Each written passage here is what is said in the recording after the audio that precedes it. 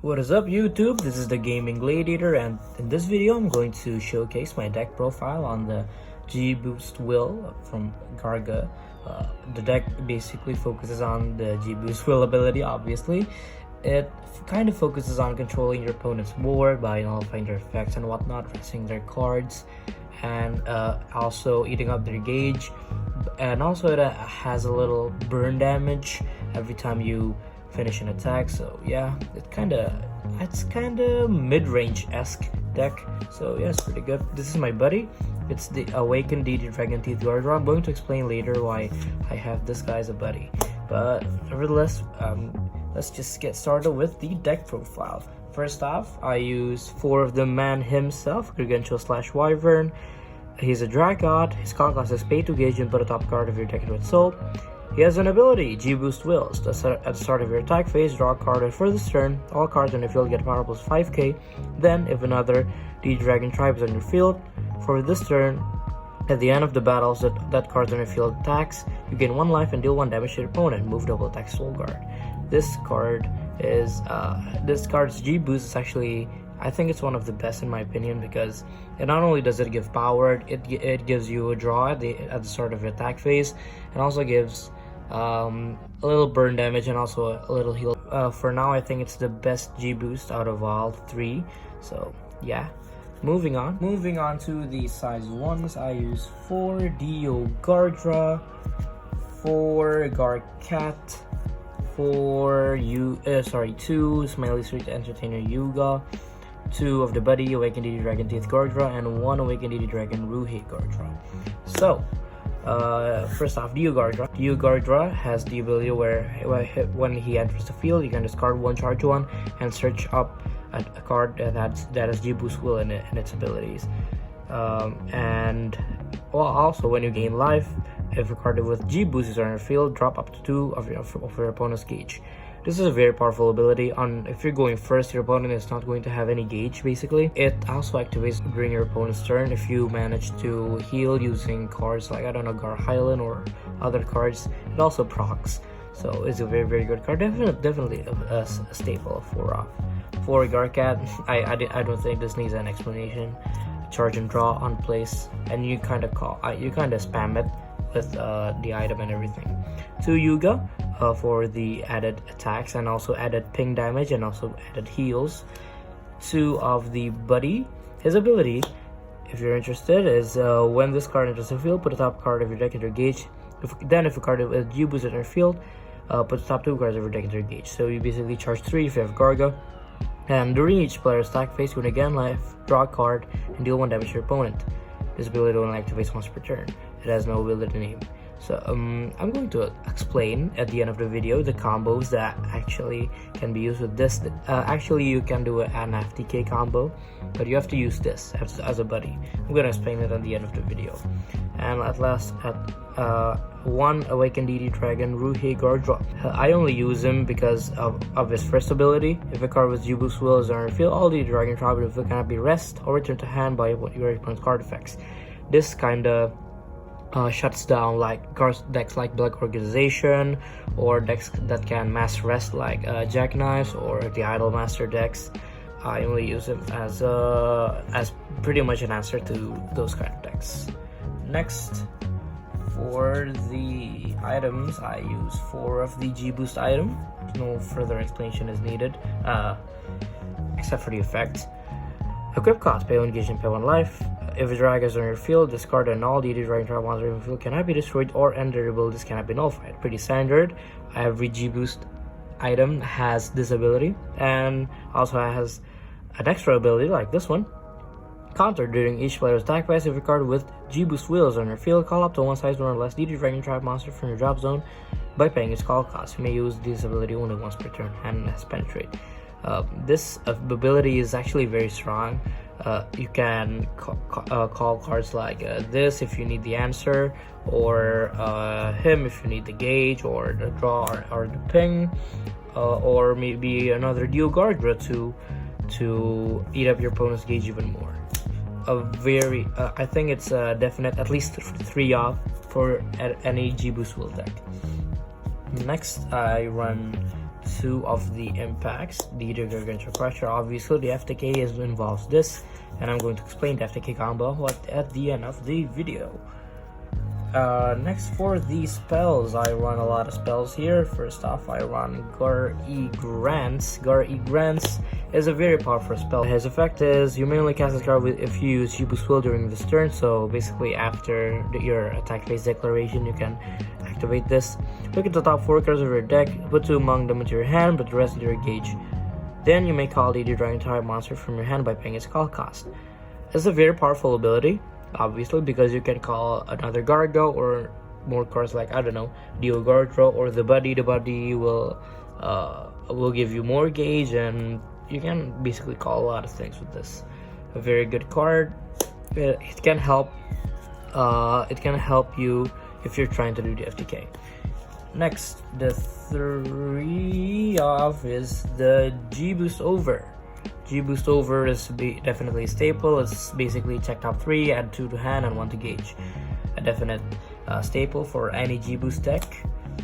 Next is 3 Gar-E Dashers. Gar-E Dasher is a very powerful spell, a very control S spell where you can pay 1 gauge. You may only cast this card if you have a G-Boost Will in your field. Countered, you can use one of the following 2. You may use this once per turn. The first effect is nullify all abilities of a monster in your opponent's field and destroy it. And the next ability is gain 5 life. The first ability is definitely very strong because not a lot of decks actually have anti-nullifies. They do have anti-nullifiers, but they're not 1 card. Basically, they have 2 different cards that one gives anti-destruction, one gives anti-nullify, and before either shows up, you can actually destroy the monster by nullifying its ability and destroying it. Like for example, a Thora, you can actually destroy a Thora on the declaration of the equipment of the item. When they equip the item, you can cast this, and then your Thora will be destroyed because its effect can be nullified. So yeah, this is a very good spell, a very control S spell. I think it's definitely at least a 2 of at least in any G-Boost Will deck. So yeah, very good spell there. Next is kind of the defensive capabilities of the deck. 3 Blade Breaking Shockwave. Pay 2 life, choose up to 2 counter, choose up to 2 cards on your opponent's field, rest the chosen cards. Then if a card with G-Boost in your field, for this turn the chosen cards cannot stand. A very powerful spell here for a measly 2 life. You can rest 2 cards in your opponent's field, and it's not even once per turn, man. I wanted to use 4 of this in the deck, but I couldn't find the 4th copy. But I think 3 is actually pretty fine. I saw a lot of decks that actually use only 3 of this, so yeah. But again, it's not actually restricted to just DD Dragon tribes. You can use this in Dimension Dragons. You can use this in Dragon Blood Sex, basically any Dragon World deck, because its main use is resting those 2 cards, and it doesn't actually require you to have a G-Boost. If you have a G-Boost, then that's good. That is gonna give anti-stand to those cards. Yeah, so a very good defensive card. Next is pretty much a staple, Gar Oracle. Pay 1 gauge, gain 2 life, and draw 2 cards. It's a staple since SBT01. Next is Dragon Shine. Dragon Shine, still a staple.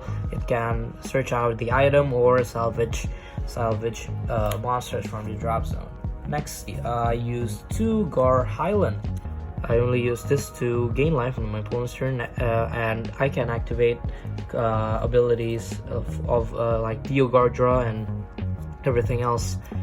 It's kinda you don't have to use this if you're using G-Boost Will, so it's just kind of my I kind of like it a little bit. So it's kind of flexible. You can actually miss target attacks with this and actually give you gauge if you need it. Although I don't think you will, because this deck already has enough a lot of gauge. Next is 2 Gorikaman. Gorikaman is pretty powerful in this deck. It can actually help you in the FTK as well. Counter, charge 1, then call up to 1, size 1 or less, the DD Dragon try from drop zone by paying its call cost.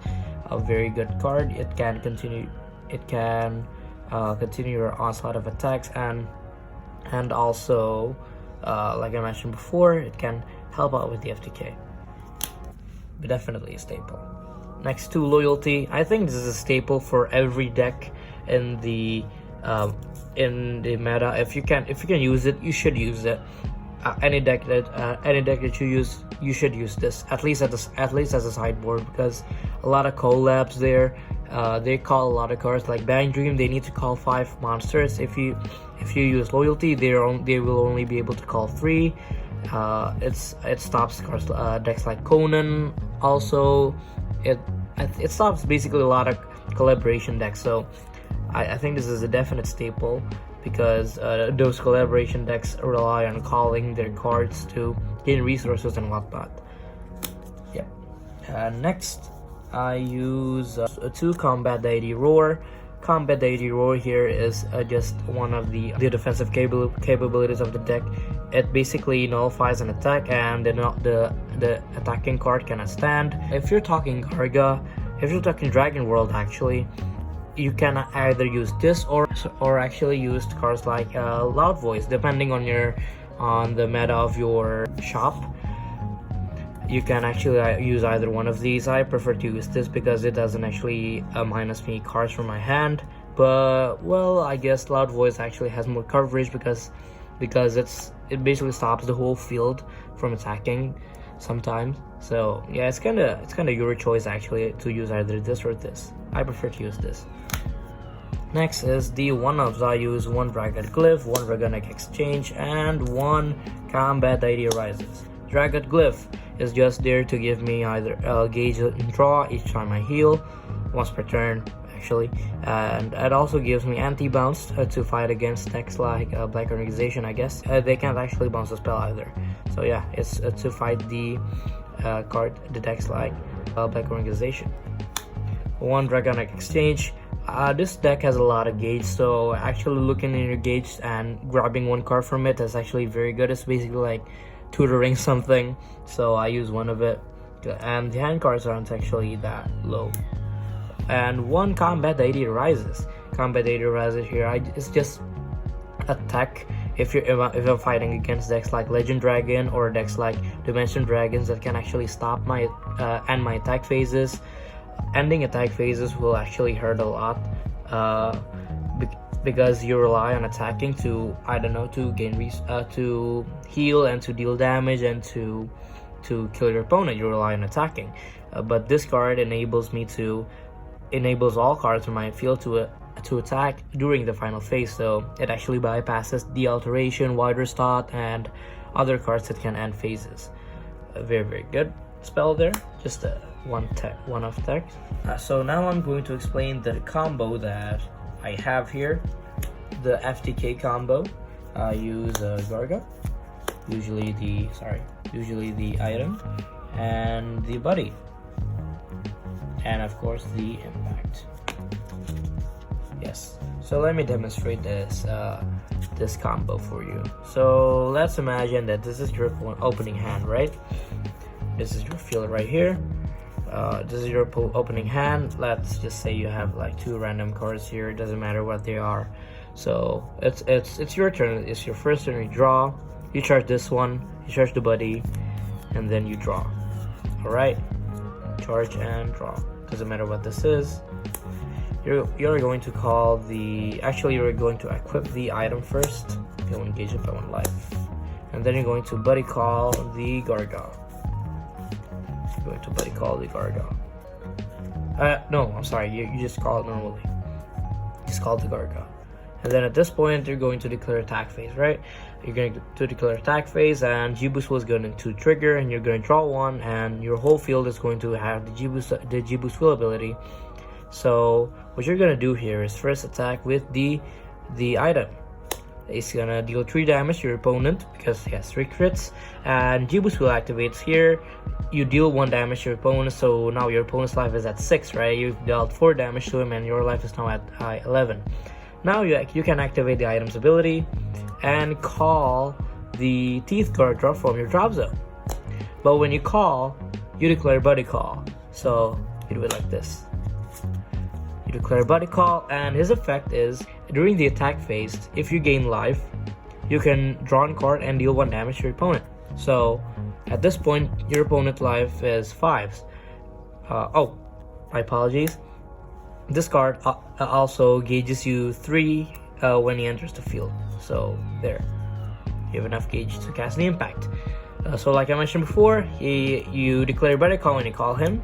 You're going to heal 1, so your life now is at 12, and you're going to deal 1 damage to your opponent. Now their life is at 5, so that fulfills the condition of the impact, so you can just cast that and win the game. Yes, I know this combo is pretty disgusting. I know it's pretty disgusting. I don't think your opponent is going to see this coming. Well, unless they've seen this video. But actually, this combo doesn't require to have these specific cards. It can happen a lot of ways. You can have Yuga in the Soul, for example. You can have Yuga in the Soul. This deals same amount of damage, 4 damage, but you still have to Buddy Call him in some way. I don't know. You can use cards like Grants or Garkamon to call Teeth Gardra. You just have to call him during the attack phase, and if an effect will trigger, and it will deal 1 damage by any of these methods. But this method is preferred using the item because it's the most feasible method actually. Oh, and actually, there's a little combo involving Diogardra here. If you have Diogardra as a buddy here, for example, you can actually activate his ability when you gain life. You can take out the 2 gauge from your opponent. You can actually activate that by casting cards like Garkamon. So let's, for example, your opponent casts D Zenith. D Zenith is an impact that charges 2 gauge and looks for Lost World, right? So for example, they cast that, and you have this in your drop zone, and you have Garkamon, right? So when they cast the D Zenith, you cast Garkamon, you respond to it, you charge 1, and then you declare Buddy Call for Diogardra, alright? At this point, Garkamon resolves, and then D Zenith resolve, giving them 2 gauge.